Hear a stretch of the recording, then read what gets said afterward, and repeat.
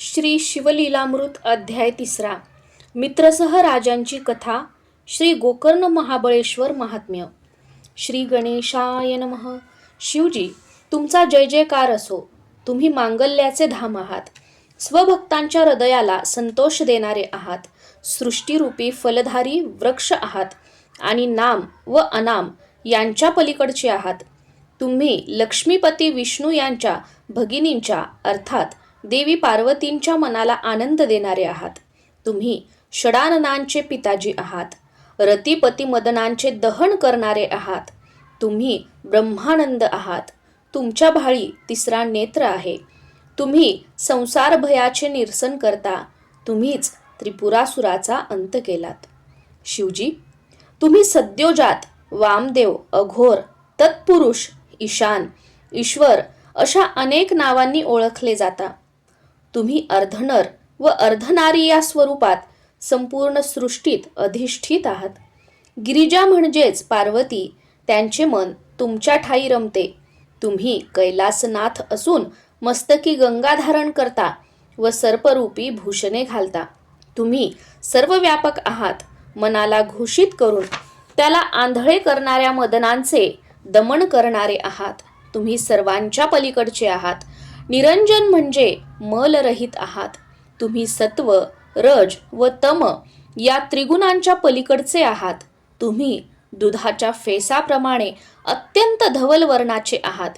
तुम्ही जगाला जीवन देणारे आहात. तुम्ही माझ्यावर कृपा करून दुसऱ्या अध्यायात शिवरात्रीचा महिमा वर्णन करवून घेतलात. पण यापुढील कथेची रचना मी कशी करू? म्हणून हे पंचवदना, हे पंचमुकुट धारण करणाऱ्या शिवप्रभो, तुम्हीच मला प्रेरणा देऊन ही कथा माझ्याकडून वदवून घ्या. मित्रसह झाले कल्माशपाद. नैमिषारण्यात महामुनी सूत शौनकादिकांना अत्यंत अद्भुत अशा शिवलीला वर्णन करून सांगत होते. त्यातील पुढील कथाभाग असा आहे. इक्ष्वाकू वंशात मित्रसह नावाचे भूपती होऊन गेले. ते अत्यंत तेजस्वी होते. त्यांना वेदांचे व शास्त्रांचे चांगले ज्ञान होते. ऐश्वर्य आणि पराक्रम यामुळे ते भूलोकीचे दुसरे इंद्रच होते. त्यांनी आपल्या विशाल सेनारूपी वस्त्राने जणू समस्त पृथ्वीलाच आवरण घातले होते. ते प्रताप सूर्य होते. त्यांच्या पुढे शत्रुरूपी नक्षत्रे पार मावळून गेली होती. एके दिवशी मित्रसह मोठे सैन्य घेऊन शिकारीला गेले. घोर अरण्यात प्रवेश करताच त्यांच्या सैन्याच्या गोंधळामुळे तेथील श्वापदे घाबरून सैरावैरा पळू लागली. वाघ, लांडगे, अस्वले, सिंह, हरणे, हरिणी, वनगाई, वानरे, ससे, कोल्हे असे कितीतरी पशु कोलाहल करत धावू लागले. चातक, बदके, मोर, कस्तुरी मृग, रानमांजरे, बोके, मुंगूस, राजहंस, चक्रवाक असे अनेक वन्यजीव प्राणभयाने इतस्तत पळू लागले. त्यावेळी त्या महाराजांनी असंख्य प्राणी मारले. त्या मृगेत त्यांच्याकडून एक महाभयंकर राक्षसही मारला गेला. तो गतप्राण होऊन पडला हे त्या राक्षसाच्या भावाने दुरूनच पाहिले होते. त्याने त्याच क्षणी मी माझ्या भावाच्या मृत्यूचा सूड घेईल, या राजांना कपटाने धडा शिकवीन अशी घोर प्रतिज्ञा केली. मृगे होऊन मित्रसह राजा आपल्या नगरात परतले. त्यानंतर काही दिवस सरले. बंधूच्या मृत्यूने शोकाकुल झालेल्या त्या राक्षसाने आपली प्रतिज्ञा पूर्ण करण्यासाठी मायेने मानवी रूप घेतले. मग आचार्याला शोभतील अशा मलिन वस्त्रे धारण करून आणि खांद्यावर पळी, झारे असे साहित्य घेऊन तो राजधानीत आला. त्याने राजाची भेट घेतली व म्हणाला, महाराज, मी निष्णात स्वयंपाकी आहे. माझ्या पाककलेची देव, मानव आदी सर्वच प्रशंसा करतात. सध्या काही काम मिळावे म्हणून मी इथे आलो आहे. मला तुमच्या सेवेची संधी द्या. त्याच्या बोलण्यावर विश्वास ठेवून त्यांनी त्याला आपल्या स्वयंपाकगृहात आचारी म्हणून सेवेत घेतले. त्यानेही उत्तमोत्तम पदार्थ बनवून त्यांचा विश्वास संपादन केला. काही दिवसांनी त्या भूपतींनी पितृश्राद्धासाठी कुलगुरू वसिष्ठांना आपल्या घरी आमंत्रित केले. त्यानुसार ते विधिपुत्र भोजनासाठी राजगृही आले. आचारी झालेला तो राक्षस मित्रसहांना धडा शिकवण्यासाठी योग्य संधीचीच वाट पाहत होता. त्याने आपला डाव साधला. त्याने गुप्तपणे नर मांस शिजवले आणि ते भाज्यांमध्ये मिसळून ऋषींना वाढले. सर्व ऋषींमध्ये वरिष्ठ असलेले वसिष्ठ त्रिकालज्ञानी होते. त्यांनी भाज्यांमधून नर मांस वाढलेले आहे हे क्षणार्धात ओळखले. हे राजे इतके ज्ञानी असूनही यांच्याकडील आचारी राक्षस आहे, हे यांना कसे ओळखता आले नाही याचे त्यांना खूप वैषम्य वाटले. त्या आचार्याला कटकारस्थानास वाव मिळाला म्हणून त्यांनी राजांनाच दोषी ठरवले आणि जागेवरून उठून त्यांना शाप दिला. म्हणाले, राजा, मी ब्राह्मण आहे हे माहीत असूनही तुम्ही मला नरमास कसे वाढलेत? या पापकर्मामुळे तुम्ही राक्षस होऊन अरण्यात संचार कराल. तिथे तुम्हाला काहीही खायला मिळणार नाही. ते शाप वचन ऐकून मित्रसह संभ्रमात पडले. ते वसिष्ठांना म्हणाले, गुरुदेव, जे काही घडले त्यात माझा काय दोष? मी आचार्याला बोलावून आपल्या समक्षच विचारतो. त्यांनी त्याला बोलावण्यासाठी आपल्या सेवकांना धाडले. पण त्याआधीच तो आचारी झालेला राक्षस गुप्त रूपाने वनात पळून गेला होता. तेव्हा हे त्याचेच कारस्थान आहे हे त्यांनी ओळखले. पण त्याच्या दुष्कृत्यासाठी जबाबदार धरून वसिष्ठांनी अकारण संतापाने आपल्याला शाप दिला म्हणून तेही रागावले. त्यांना प्रतिशाप देण्यासाठी त्यांनीही हातात जल घेतले. ते पाहून त्यांच्या पट्टराणी मदयंती पुढे आल्या. त्या पुण्यवान, पतिव्रता, सुंदर, सुज्ञ व ज्ञानी होत्या. त्यांनी त्यांना अडवले. म्हणाल्या, नाथ, हे तुम्ही काय करत आहात? गुरूंना शाप देण्याचा शिष्यांना मुळीच अधिकार नाही. हे कसे विसरता? तुम्ही यांना शाप दिला तर तुम्हाला 1 कल्पपर्यंत नरक यातना भोगाव्या लागतील. ते ऐकून ते थांबले व म्हणाले, राज्ञी, तुम्ही खरोखरच चतुर आहात. तुम्ही माझी अधोगती टाळलीत. आता माझ्या हातात असलेल्या या जलाचे काय करू? हे भूमीवर टाकले तर ती दग्ध होईल. तीत धान्य उगवणार नाही. मग त्यांनी ते जल आपल्याच पावलांवर टाकले. त्याच्या प्रभावाने त्यांचे दोन्ही पाय काळे पडले. त्यावर कोड उठले. तेव्हा मित्रसह राजांना कल्माशपाद हे नाव पडले. वसिष्ठांनीही आधीचा सर्व वृत्तांत जाणून दयाबुद्धीने त्यांना उशाप दिला. म्हणाले, राजा, 12 वर्षांनी राक्षस योनीतून मुक्त होऊन तुम्ही पुन्हा स्वस्थानी याल. ते निघून गेल्यावर कल्माशपादांचे रूप पालटले. ते भयंकर राक्षस रूपाने अरण्यात संचार करू लागले. ते अहोरात्र भुकेने व्याकुळ असत. वन्य पशु पक्षी मारून खात असत, पण त्यांची भूक भागत नसे. ब्राह्मणीचा शाप. विशाल देहाचे, भाळी शेंदूर लावलेले, अकराळ विक्राळ तोंडाचे, बाहेर दाढा आलेले, पिंजारलेल्या केसांचे, तांबरलेल्या डोळ्यांचे असे राक्षसी रूपाचे कल्माशपाद क्षुधाक्रांत होऊन बरीच वर्ष त्या वनात हिंडत होते. एके दिवशी त्यांनी 12 वर्षाच्या एका सुंदर ब्राह्मण पुत्राला पाहिले. तो आपल्या लहानग्या पत्नीसह त्या वनामध्ये खेळत होता. त्यांनी त्या ब्राह्मण पुत्राला खाण्यासाठी पकडले. ते पाहून त्याची पत्नी काकुळतीला आली व आपल्या पतीला जीवदान द्यावे म्हणून करून विलाप करत अत्यंत आतर्ततेने त्यांना विनवण्या करू लागली. म्हणाली, अहो, तुम्ही पुण्यकर्मे करणारे मित्रसह महाराज आहात आणि हा राक्षस देह तुम्हाला ऋषींच्या शापाने मिळालेला आहे. गोब्राह्मणांचे रक्षण करते अशी तुमची थोर कीर्ती आहे. म्हणून माझ्या पतीला मारून ब्रह्महत्येचे पातक माथी घेऊ नका. त्याला सोडा. ती ब्राह्मणी त्यांच्या समोर गडबडा लोळली. त्यांचे पाय धरले व पुन्हा पुन्हा पदर पसरून त्यांची करुणा करू लागली. म्हणाली, हे राजेंद्रा, माझ्यावर दया करा. माझ्या पतीला खाऊ नका. तुम्ही चतुर आहात, ज्ञानी आहात. या महापापाने तुम्हाला स्वर्ग मिळणार नाही. तिने त्यांना परोपरीने समजावले, पण त्यांना तिची दया आली नाही. ती आक्रोश करत असताना त्यांनी तिच्या समोरच तिच्या पतीला ठार केले आणि त्याचे मांस खाऊन तिथेच त्याची हाडे टाकली. त्या दुःखाने ती ब्राह्मणी आकांत करू लागली आणि डोके जमिनीवर आपटून तोंडात माती घालू लागली. त्या समयी त्या एकाकी वनात तिचे सांत्वन करायला कोणीही नव्हते. शोकाने आणि संतापाने थरथर कापणाऱ्या त्या पतिव्रतेने राक्षस रूपातील कल्माशपादांना शाप दिला. म्हणाली, हे दुर्मती, तुम्ही दुष्टपणा करून माझे पती सुख हिरावून घेतलेत, मला वैधव्याच्या खाईत लोटलेत. मी माझ्या पतीशी संग करण्यास उत्सुक असताना त्याचा प्राण घेतलात. या अपराधाबद्दल तुम्हाला क्षमा नाही.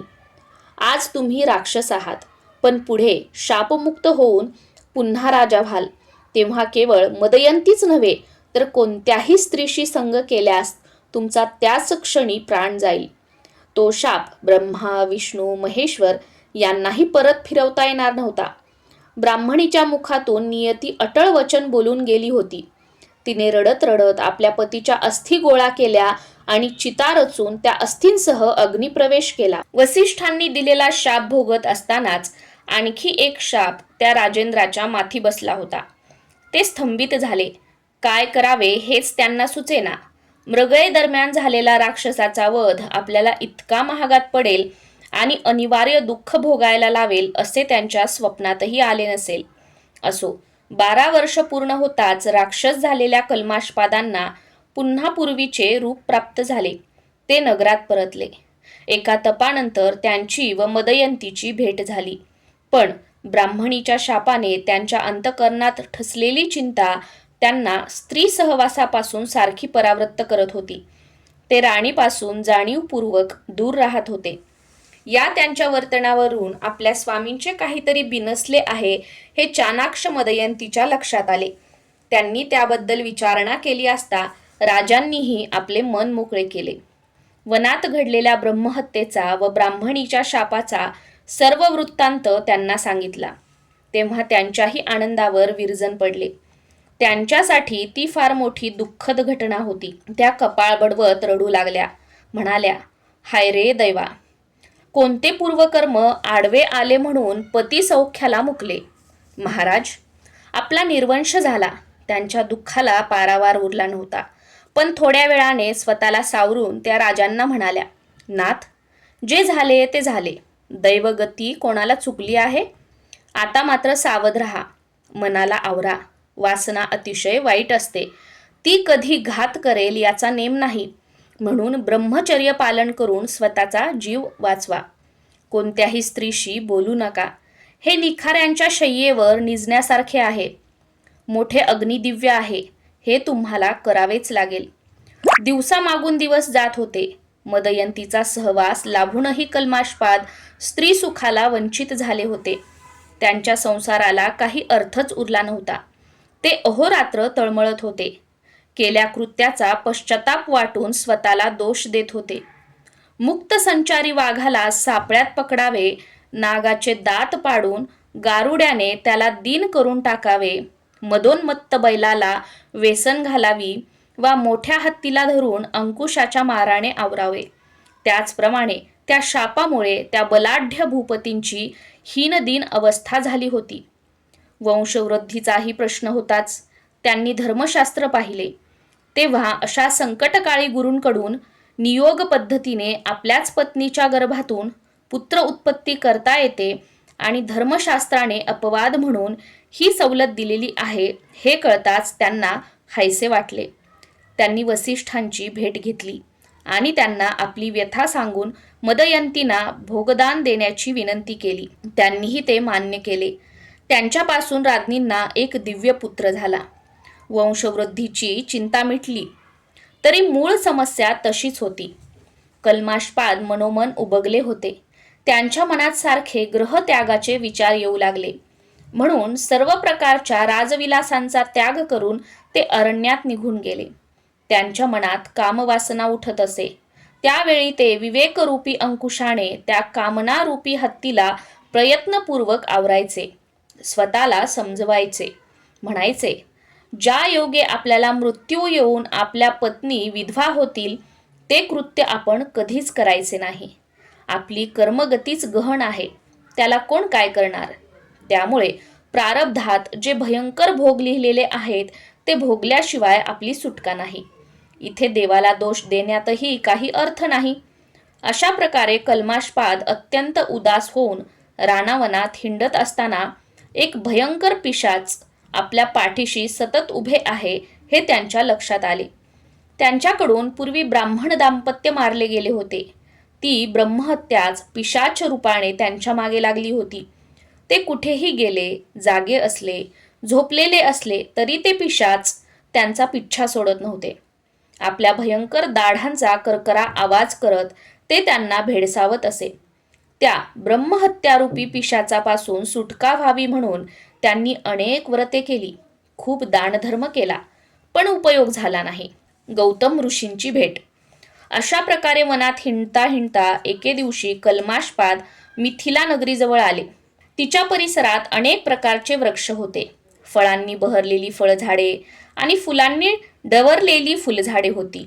त्या वनश्रीचे ते वैभव पाहून त्यांना आल्हाद वाटला. त्यांचा थकवा कुठल्या कुठे गेला. त्यांना खूप बरे वाटले. पण तिथेही ती ब्रह्महत्या त्यांच्या मागे उभीच होती. तिचे अस्तित्व त्यांच्या मनाला पोखरून टाकत होते. तेवढ्यात त्या ठिकाणी महान तपस्वी गौतम ऋषींचे शिष्यांसह आगमन झाले. त्यांच्या येण्याने त्या भूपतींचा जणू भाग्योदयच झाला. गरीबाला गुप्तद्रव्य ठेवा सापडावा, भुकेने व्याकुळलेल्याला दुधाचा समुद्र दिसावा, मरणोन्मुख माणसाला अमृत मिळावे किंवा चिंताग्रस्ताला चिंतामणी सापडावा, तसे झाले. गौतमांना पाहून त्यांना आपल्या सर्व चिंतांचा विसर पडला. त्यांनी पुढे जाऊन त्यांना लोटांगण घातले आणि विनम्रतेने हात जोडले. त्यावेळी त्यांचे हृदय भरून आले होते. ते प्रेमपूर्वक त्यांची स्तुती करू लागले. म्हणाले, मुनीश्वर, आज तुमची भेट झाली आणि मी धन्य झालो. संतांचे सहज दर्शन झाले तरी सर्व पापांची निष्कृती होते आणि त्यांची कृपा दृष्टी पडली तर एखाद्या गरीबही देवराजांसारखे महान ऐश्वर्य भोगतो. अधिक काय सांगू, आपल्यासारख्या महात्म्यांचा माझ्यावर दयालोभ राहो हीच विनंती आहे. त्या समयी कल्माशपादांना भेटून गौतमांनाही आनंद झाला. त्यांनी त्यांचे क्षेमकुशल विचारले. म्हणाले, राजा, तुमचे राज्य कसे चालले आहे? तुमची प्रजा सुखात आहे ना? तुमचे प्रधान व मंत्री आपापली कर्तव्य नीट पार पाडत आहेत ना? ब्राह्मण, क्षत्रिय, वैश्य, शूद्र असे चारही वर्णाचे लोक स्वधर्माने वागत आहेत ना? तुमच्या पत्नी, पुत्र, सेवक व पशु हे सर्व सुखरूप आहेत ना? ते म्हणाले, मुनिराज, तुमच्या कृपेने सर्व कुशल मंगल आहे. तुम्ही फार दुरून आलेले दिसत आहात. तरीही तुमची आनंदमय मूर्ती पाहून माझ्या मनाला एक नवीन उभारी आली आहे आणि तुमच्या दर्शनाने माझे ब्रह्महत्येचे पातक दूर होईल असा मला विश्वास वाटत आहे. ते ऐकून गौतम ऋषींना मोठे नवल वाटले. त्यांनी त्यांचे सांत्वन केले. तेव्हा त्यांनीही आपले दुस्तर पूर्वकर्म त्यांना कथन केले. श्री क्षेत्र गोकर्ण महात्म्य. गौतम म्हणाले, राजा, मी गोकर्ण क्षेत्रातून इथे आलो आहे. ते शिवस्थान अत्यंत पवित्र असून त्याचे महात्म्य कोणालाही वर्णन करता येत नाही. हे क्षेत्र म्हणजे पृथ्वीवरील दुसरे कैलासच आहे. तिथे भगवान शंकर ओंकार रूपाने भवानींसह विराजमान आहेत. देव, दानव आणि किन्नर त्या अर्धमात्र रूप पीठाची नित्य भक्तिभावाने सेवा करतात. तेथील शिवदर्शन ब्रह्मादिकांनाही दुर्लभ आहे. श्री विष्णू लक्ष्मीसह तिथे तपश्चर्या करतात.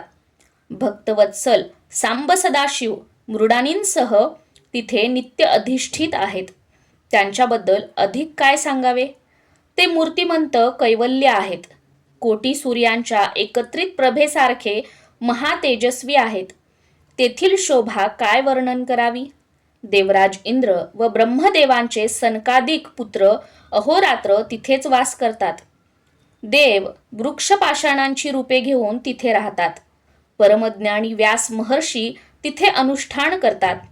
वसिष्ठ, भृगु व परशुराम यांनाही तिथेच राहायला आवडते.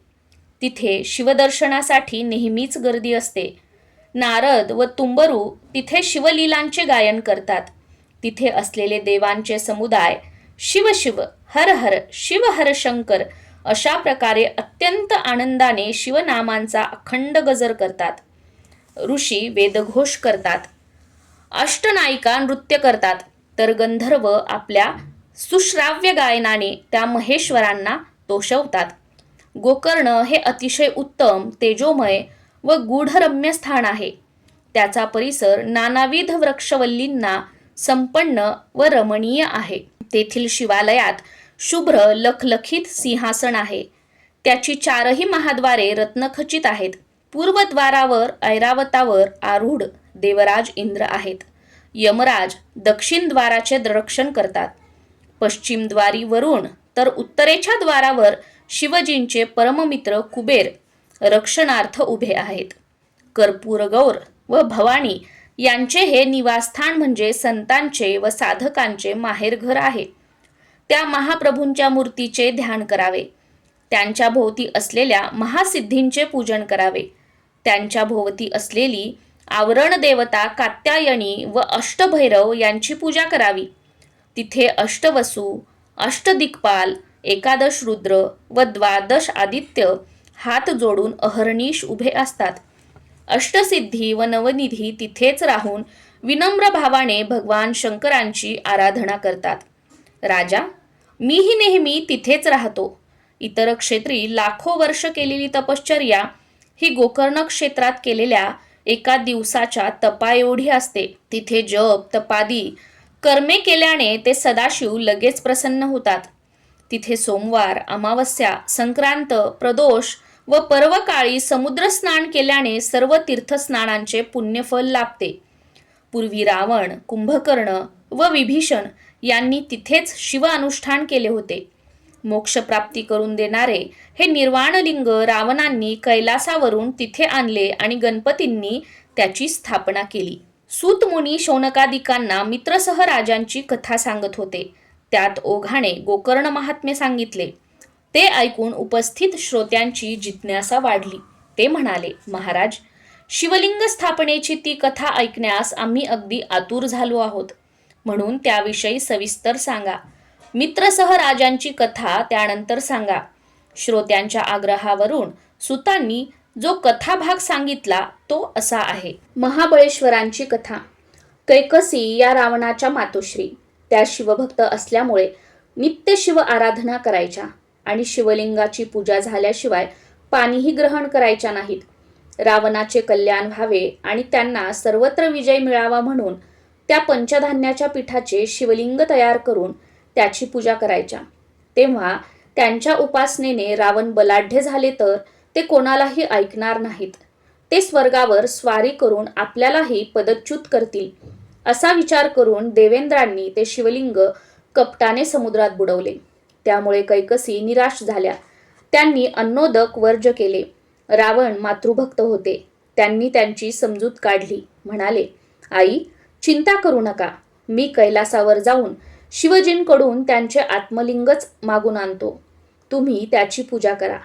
रावण 14 विद्या व 64 कलांमध्ये पारंगत होते. त्यांनी वेदांचे विभागवार अध्ययन करून सार ज्ञान मिळवले होते.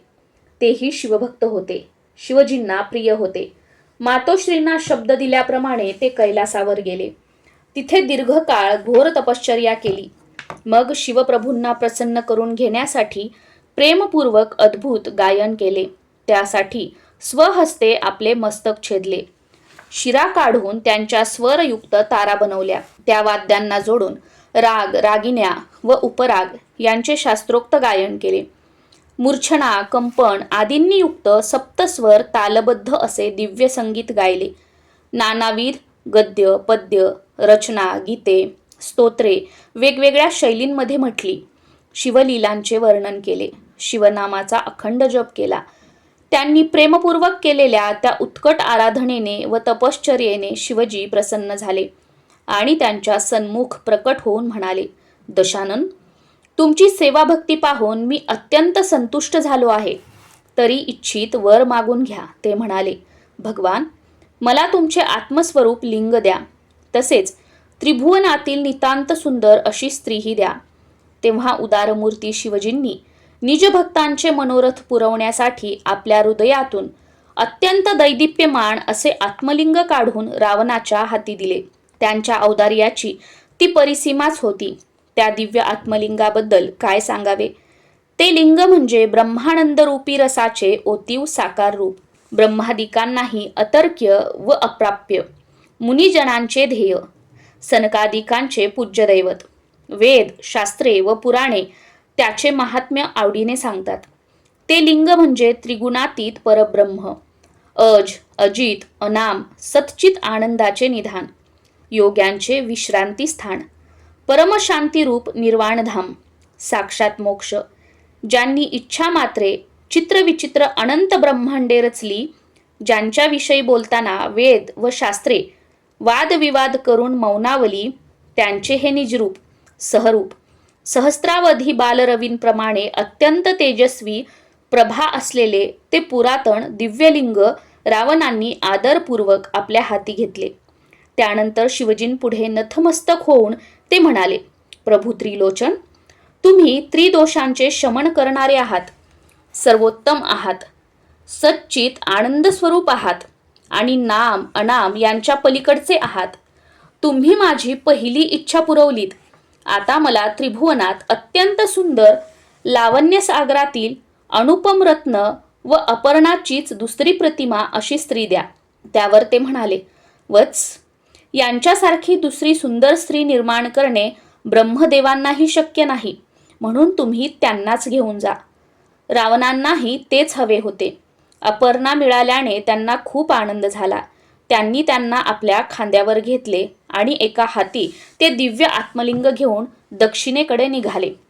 शंभू महादेवांची लीला अतर्क्य आहे हे पार्वतींना चांगले ठाऊक होते. त्यांनी त्यांना दशाननासमवेत पाठवले असले तरी लिंगरूपाने ते त्यांच्याबरोबरच होते. तसेच या घटनेतून पुढे काहीतरी चांगलेच घडणार आहे याची जाणीव असल्यामुळे त्या रावणासमवेत निघाल्या होत्या. ते दृश्य पाहून देवांमध्ये मोठी खळबळ माजली. हे काय विपरीत झाले? या विचाराने गजानन, कार्तिकेय, वीरभद्र, नंदी व शिवपरिवारातील सर्वच अक्षरशः तळमळू लागले. ते अगतिक होऊन शिवजींना म्हणाले, देवा, हे हो कसले औदार्य! निज भक्तांना भवानीच देऊन टाकल्यात. तेव्हा त्यांची चिंतामग्न अवस्था पाहून ते प्रभू हसून म्हणाले, अहो, काळजी कसली करता? ते वैकुंठनाथ भवानींचे बंधू आहेत. आपल्या भगिनींचा कैवार घेऊन ते आता धावत येतील पहा. त्यावर गजानन षडानन काय बोलणार, ते गप्पच राहिले. इकडे रावणाबरोबर जाताना भवानी मनोमन भगवान विष्णूंचा धावा करत होत्या. हे विष्णू, हे पद्मजतात, लवकर धावा. हे लक्ष्मीपते, हे कमलनयना, हे वेदशास्त्रांना वंदनीय असणाऱ्या नारायणा, हे सुहास्यवदना, हे नील मेघासमान कांती असणाऱ्या वैकुंठनाथा, सत्वर धावत या, मला सोडवा. तुम्ही मधु, कैठब, नरकासूर, मूर आदी दैत्यांचा वध केलात. भक्तांच्या रक्षणासाठी 10 अवतार घेतलेत. हे पितांबरधारी जनार्दना, तुम्ही जगद्गुरु आहात. मदनांचा अंत करणाऱ्या माझ्या पतिदेवांच्या अर्थात शिवजींच्या मनाला आनंद देणारे आहात. हे प्रद्युम्नतात श्रीहरी, तुम्ही दुष्ट असुरांचा नाश करणारे आहात. अत्यंत उदार आहात, म्हणून माझी आर्तता जाणून अविलंब धावत या. आता तुम्हीच माझे साह्य करते आहात. तेव्हा पार्वतीची ती आर्त हाक ऐकून भगवान विष्णू वेगाने धावले. ते ब्राह्मणाचे रूप घेऊन रावणाच्या मार्गात उभे राहिले आणि म्हणाले, दशानन, तुम्ही धन्य आहात. या दिव्य स्वरूप देवी तुम्हाला कुठे मिळाल्या? ते म्हणाले, विप्रवर्य, या पार्वती आहेत आणि स्वतः शिवजींनीच मला दिल्या आहेत. तेव्हा ब्राह्मण रूप श्रीहरी म्हणाले, काय पार्वती, तुमची फसगत तर झाली नाही ना? त्या तर अप्रतिम लावण्यवती आहेत आणि या किती कुरूप आहेत, पाहिलेत का? ते ऐकून रावण संभ्रमात पडले. त्यांनी पार्वतींकडे पाहिले. त्यांचे स्वरूप पाहून त्यांना मोठा धक्का बसला. आपण अद्वितीय सौंदर्यवती अपर्णांना नेत नसून एका दंतहीन, गाल बसलेल्या, भुवयांना आठ्या पडलेल्या, अत्यंत अमंगळ अशा म्हातारीचा भार वाहत आहोत हे लक्षात येताच त्यांनी तिला पटकन खाली उतरवले आणि तरातरा चालत शिवजींकडे निघाले. त्यांची फसगत पाहून श्रीहरींना हसू आवरेना. त्यांनी देवी पार्वतीची त्याच ठिकाणी त्याच स्वरूपात शक्तिपीठ भद्रकाली म्हणून स्थापना केली आणि ते वैकुंठात परतले. रावण शिवजींकडे गेले आणि म्हणाले, देवा, मी तुमच्याकडे काय मागितले आणि तुम्ही मला काय दिलेत? माझी अशी फसवणूक का केलीत? अपर्णा देतो असे सांगून एक अमंगळ वृद्धा दिलीत. तुम्हाला काय म्हणावे? ते ऐकून त्यांना हसू आले. ते म्हणाले, अहो, अपर्णा मोठ्या मायावी आहेत. त्यांच्या कर्तृत्वाचा भल्या भल्यांना थांग लागला नाही. त्या तुम्हाला कशा सांभाळता येतील? त्या अनंत ब्रह्मांडाचे साम्राज्य उभे करून दाखवतील आणि क्षणार्धात नाहीसे करतील. आता मी काय सांगतो ऐका. अपर्णासारखी सुंदर स्त्री एक विष्णूच निर्माण करू शकतात. त्यांनी आपल्या अंगावरील मळापासून स्वहस्ते तशा त्रिभुवन सुंदर नारी निर्माण केल्या असून त्यांनी मयासुरांची कन्या म्हणून जन्म घेतला आहे. त्यांचे नाव मंदोदरी. त्यांच्यासारखी लावण्यवती पृथ्वी तलावर शोधूनही सापडणार नाही. त्यांच्या अंगसुवासाने मुग्ध होऊन सर्पही त्यांच्याकडे धावत येतात. त्या अत्यंत सुलक्षणी आहेत. त्या तुमच्या पट्टराणी होतील. त्या पतिव्रता म्हणजे पातिव्रत्य धर्माचे निष्ठेने पालन करणाऱ्या असतील. मयासूर त्यांचे विधिवत कन्यादान करतील. त्यावेळी ते 7 कोटी मंत्राचे गूढ सामर्थ्य असलेली एक महासंहारक शक्ती तुम्हाला आंदन म्हणून देतील. त्या शक्तीचा प्रयोग तुम्ही निर्वाणीच्या युद्धप्रसंगी महाबलाढ्य शत्रूवर करावा. ते ऐकून रावणाचे समाधान झाले. शिवलिंग घेऊन ते मार्गक्रमण करू लागले. इकडे देवांनी गणपतीची भेट घेतली व त्यांची स्तुती करून म्हणाले, देवा एकदंता, तुम्ही सर्व अरिष्ठांचे निर्मूलन करणारे आहात. तुमच्या पिताजींचे आत्मस्वरूप दिव्यलिंग एका असुराच्या हाती लागणे हा आम्हा सर्वांच्या दृष्टीने घोर चिंतेचा विषय आहे. हे तुम्ही जाणता. ते लिंग तुम्ही सोडवून आणा. त्याची अक्षय स्थापना करा. ती विनंती मान्य करून गणपती त्वरेने कामगिरीवर निघाले. ते गुराख्याचे रूप घेऊन रावणाच्या मार्गात गायी राखू लागले. त्याच वेळी ईश्वरी मायेने रावणांना लघुशंकेला जाण्याची निकड उत्पन्न झाली. मूत्र तुंबल्यामुळे त्यांच्या पोटाला तडस लागली होती. ते एक एक पाऊल मोठ्या कष्टाने पुढे टाकत होते. स्वतःचे आत्मलिंग देताना शिवजींनी त्यांना हे लिंग तुम्ही जमिनीवर अजिबात ठेवायचे नाही असे आधीच बजावून ठेवले होते. त्यामुळे काय करावे हेच त्यांना सुचेना. लिंग हातात घेऊन लघुशंका करावी हेही योग्य वाटेना. शेवटी निरुपाय होऊन त्यांनी आजूबाजूला कोणी दिसते का पाहिले. जवळच सिद्धिबुद्धिप्रदायक गजानन बालविप्रवेशाने गुरे राखत होते. त्यांना पाहून रावणांना हायसे वाटले. त्यांनी हाका मारून गुरे राखणाऱ्या त्या बालविप्रांना जवळ बोलावले व म्हणाले, बाळ, मला लघुशंकेला जायचे आहे. मी जाऊन येईपर्यंत हे पवित्र शिवलिंग तुम्ही थोडा वेळ हातात धरा. त्यावर ते म्हणाले, महोदय, माझ्या गायी रानावनात पळतात म्हणून त्यांच्यावर सारखे लक्ष ठेवावे लागते. तुम्हाला लघुशंकेला किती वेळ लागेल कोणास ठाऊक. त्या समयी लंकापतींना कधी एकता आडोशाला जातो असे झाले होते. ते म्हणाले, लघुशंकेला कितीसा वेळ लागतो? मी लगेच जाऊन येतो. ते म्हणाले, ते काही मला माहीत नाही. तुम्हाला वेळ लागल्यास मी 3 हाका मारीन. त्या ऐकूनही तुम्ही आला नाहीत तर मात्र हे लिंग मी जमिनीवर ठेवीन. ते मान्य करून त्यांनी ते आत्मलिंग त्या बालविप्राकडे दिले आणि दूर जाऊन आडोशाच्या जागी लघुशंकेला बसले. गणपतीचे चरित्र अत्यंत अगाध आहे. भगवान शंकरांची सेवा उपासना करता यावी म्हणून साक्षात विष्णूच गणेश रूपाने शंभूचे पुत्र म्हणून अवतरले होते. असो, रावण लघुशंकेला गेल्यावर त्यांनी अशी अद्भुत माया रचली की त्यांची लघुशंका संपता संपेना. आता येतो असे सांगून गेलेले लंकेश बराच वेळ झाला तरी परतून आले नाहीत. घटकाभर वाट पाहिल्यावर गणेश त्यांना म्हणाले, अहो, झाले की नाही? माझ्या गायी दूर गेल्या आहेत, लवकर या. रावणांनी हात हलवून त्यांना थांबण्यास सांगितले. घटकाभराने त्यांनी पुन्हा हाक मारली पण ते आले नाहीत. 3री घटका सरत आली तरीही पंडितांशी वाद घालताना पाखंडी ऐकत नाहीत तसे रावणाचे मूत्रविसर्जन संपेना. शेवटी आणखी एक हाक मारून गणपती म्हणाले, अहो, तुमची वाट पाहून मी कंटाळलो आहे. तुम्हाला आणखी उशीर झाला तर माझ्या गायी भरकटतील. आता हे शिवलिंग तुमचे तुम्हीच सांभाळा, मी चाललो.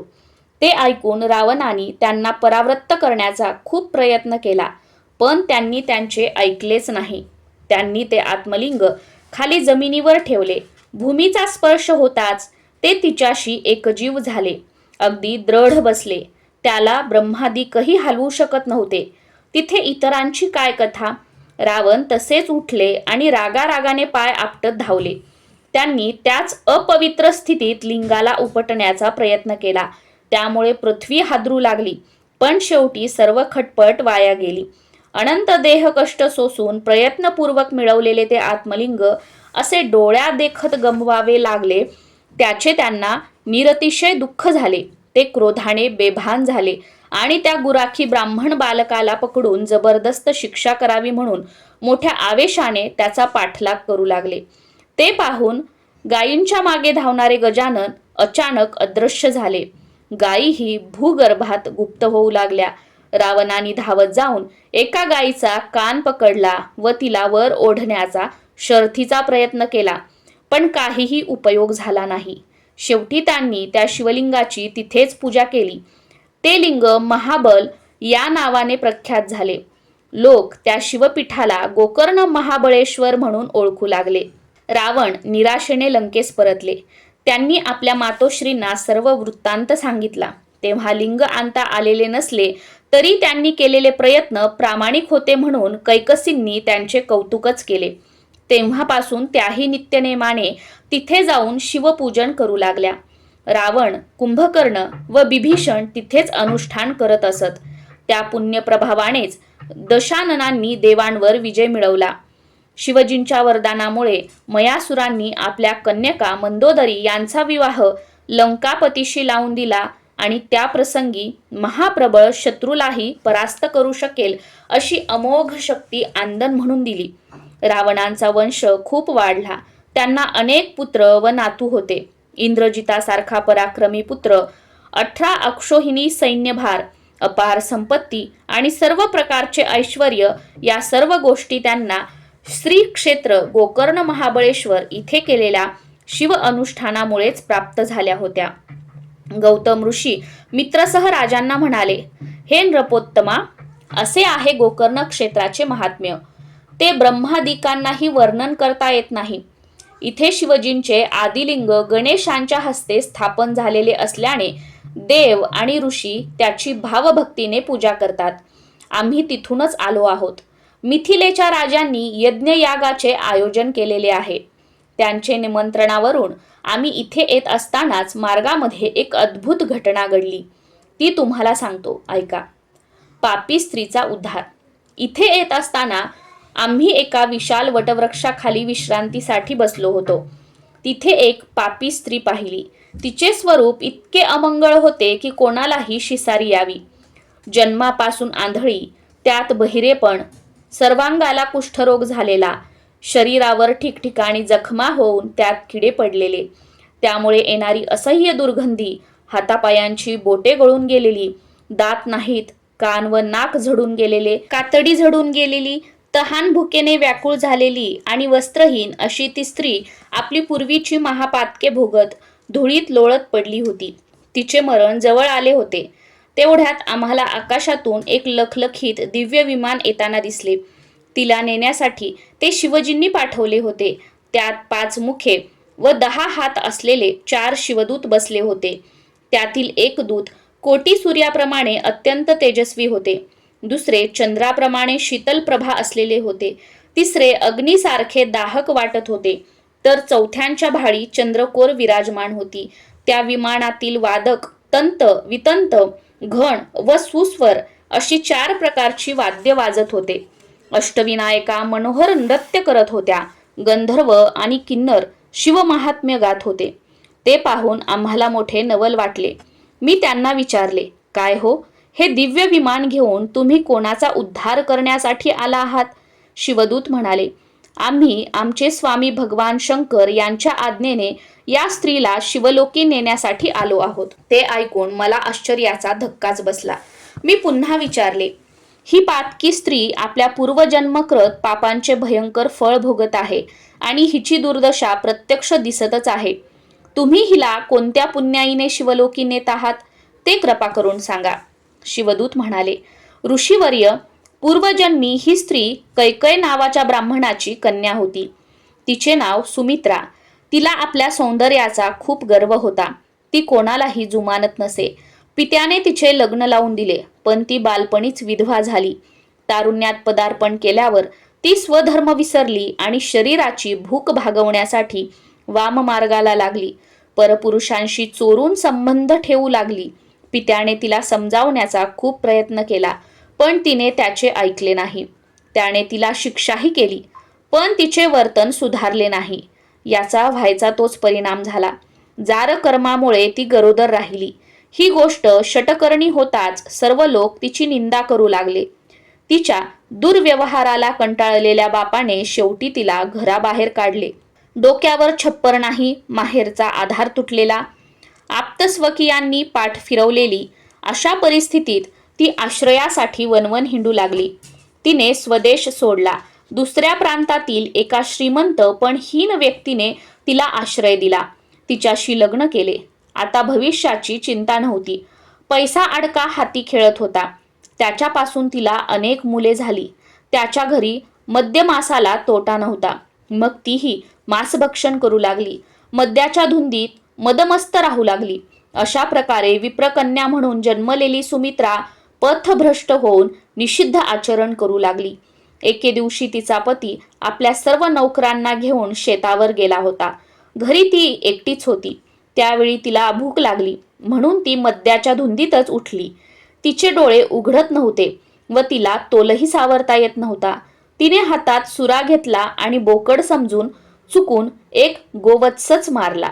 तेव्हा त्या वासराचे केविलवाने ओरडणे व त्याच्या मातेचे आर्त हंबरणे हेही तिला ओळखता आले नाही. तिने त्याची मान कापली आणि त्याला घरात नेले. थोड्या वेळाने तिची धुंदी उतरली.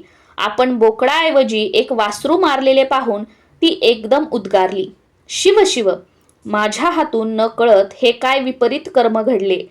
त्या समयी गोवत्स मारला म्हणून तिला वाईट वाटत होते. पण भुकेचे काय, ती स्वस्थ बसू देईना. तिने अर्धे वासरू कापून शिजवले. त्यातले थोडे मांस खाल्ले. मग वासराचे कलेवर बाहेर टाकून दिले व आरडाओरडा करून काल रात्री आमचे वासरू वाघाने खाल्ले असा बोभाटा केला. कालांतराने सुमित्रा मरण पावली. तिने आयुष्यभर केलेली कुकर्मे, गोवत्सवध व गोमांस भक्षणादी महापापे यामुळे यमदूतांनी तिला निर्दयपणे मारहाण करत यमलोकी नेले. तिला कुंभीपाक नावाच्या भयंकर नरकात टाकले. तेथील तलवारीसारखे टोकदार गवत उगवलेल्या रानातून फिरवले. तेथील तापलेल्या भूमीवर लोळवले. तप्त खांबाला बांधले. अशा प्रकारे तिला अनंत यातना देऊन झाल्यावर यमराजांनी चित्रगुप्तांना विचारले, हिच्या गाठीशी काही पुण्य आहे की नाही. ते म्हणाले, गायीचे वासरू मारल्यावर हिने शिव शिव असे म्हणून क्षणभर पश्चाताप केला होता. त्या समयी हिने घेतलेले शिवनाम एवढेच हिचे पुण्य आहे. मग तिने एकदाच घेतलेल्या त्या शिवनामाच्या पुण्याईने यमराजांनी तिला अन्य योनीत न घालता पुन्हा मनुष्य योनीतच स्त्री म्हणून जन्माला घातले. पण मनुष्य जन्म मिळाला तरी गर्भात असल्यापासून ती आंधळी होती. कुलक्षणी होती. ती मलमूत्रात लोळायची. लोकांनी टाकलेले व कुत्र्याने उष्टावलेले अन्न खायची. लहान असतानाच तिचे आईवडील वारले. ती निराधार व अनाथ झाली. हातात काठी घेऊन गावोगावी भीक मागत हिंडू लागली. त्यातच तिला कुष्ठरोग झाला. उपासमारी व भयंकर व्याधी यामुळे तिला जीव नकोसा झाला. एकदा शिवरात्रीच्या पर्वकाळी शिवदर्शन घेण्यासाठी असंख्य यात्रेकरू श्री क्षेत्र गोकर्णास जात होते. वाद्य वाजत होती. शिवभक्त शिवनामाचा गजर करत होते. त्यांच्या मागे ही सुद्धा हळूहळू जाऊ लागली. तिथे गेल्यावर भद्रकालीच्या देवळाजवळ बसली आणि हात पसरून, मी पापिनी आहे, माझ्यावर दया करा, मला भूक लागली आहे, काही खायला द्या, असे म्हणून लोकांकडे भीक मागू लागली. तिच्या हाका ऐकून लोकांना तिची दया येत होती. पण तिला झालेला कुष्ठरोग व त्यामुळे तिच्या अंगाला येणारी असह्य दुर्गंधी यामुळे कोणीही तिच्यापाशी फिरकले नाही. प्रदक्षिणा करणाऱ्या एका भक्ताने मात्र तिच्या हातावर बेलाचे पान ठेवले. ती खाद्यवस्तू नाही म्हणून ती चरफडली. तिने ते पान रागाने भिरकावून दिले. ते वाऱ्याने उडून एका शिवलिंगावर पडले. अशा प्रकारे तिला शिवरात्रीच्या पर्वकाळी यात्रा, उपोषण, बिल्वदलाने पूजन, शिवभक्तांचा सहवास व जागरण घडले. लोक शिवनाम घेत असताना ही सुद्धा त्यांच्यासारखेच नामस्मरण करत होती. ती आता त्या वडाखाली येऊन पडली होती. या नकळत घडलेल्या पुण्यकर्मामुळे तिची पूर्वजन्मीची सर्व पापे नष्ट झाली आहेत. म्हणून आम्ही तिला नेण्यासाठी आलो आहोत. गौतम ऋषी मित्रसह राजांना त्या स्त्रीचा वृत्तांत सांगत होते. ते पुढे म्हणाले, हे नृपती, शिवगणांनी आम्हाला तिचा पूर्व वृत्तांत सांगितला. तेवढ्यात तिने आमच्या देखतच रोगाने जर्जर झालेल्या त्या देहाचा त्याग केला. गोकर्ण क्षेत्रात मरण आले हेही तिचे सद्भाग्यच. पूर्व देहातून बाहेर येताच तिला दिव्य शरीर प्राप्त झाले. शिवगणांनी तिला सन्मानाने शिवलोकी नेले. तिचे जन्मकल्याण झाले. म्हणून माझे तुम्हाला असे सांगणे आहे की तुम्ही आदरपूर्वक गोकर्णास जा. तिथे शिवरात्रीस पार्वतीसह महाबळेश्वरांची बिल्वपत्रांनी पूजा करा. तिथे तुमच्या चिंतेचे निवारण होईल. शिव महाप्रभूंच्या कृपाप्रसादाने तुम्ही ब्रह्महत्येसारखे पातक व ब्राह्मणीचा शाप यातून मुक्त व्हाल. गौतमांनी केलेल्या मार्गदर्शनामुळे मित्रसह राजांना मोठे समाधान वाटले. त्यांनी त्यांना नमस्कार केला. त्यांचा निरोप घेऊन ऋषीवर्य शिष्यांसह जनकांच्या यज्ञासाठी मिथिला नगरीस गेले आणि मित्रसह गोकर्ण क्षेत्राकडे निघाले. मित्रसह राजांचे शिवलोकी गमन. गोकर्ण क्षेत्रात प्रवेशल्यावर त्या भूपतींना अगदी धन्य धन्य वाटले. तेथील पावित्र्य पाहून इथे शिवकृपेने आपला नक्की उद्धार होणार अशी त्यांची खात्रीच झाली. त्यांनी शिवरात्रीस उपोषण केले. महाबळेश्वरांचे दर्शन घेऊन त्यांची भक्तिभावाने यथासांग पूजा केली. या सेवेने ते उमानाथ अत्यंत प्रसन्न झाले. त्यांच्या प्रसादाने राजांच्या मागे लागलेले ब्राह्मण दाम्पत्याच्या हत्येचे पातक नाहीसे झाले. ते निर्दोष झाले. त्यांचे मन प्रपंचाला उबगले होते आणि आपल्याला शिवचरणी आश्रय मिळावा ही इच्छा दृढ झाली होती. त्यांचे मनोगत जाणून भगवान शंकरांनी त्यांना नेण्यासाठी कैलासावरून दिव्य विमान पाठवले.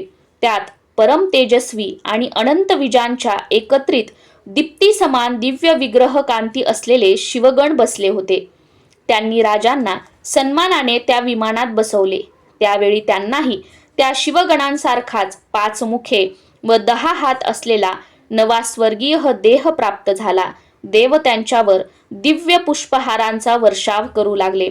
अनंत प्रकारच्या मंगलवाद्यांच्या निनादाने आसमंत भरून गेला. अशा प्रकारे मित्रसह राजांना शिवस्वरूप प्राप्त झाले.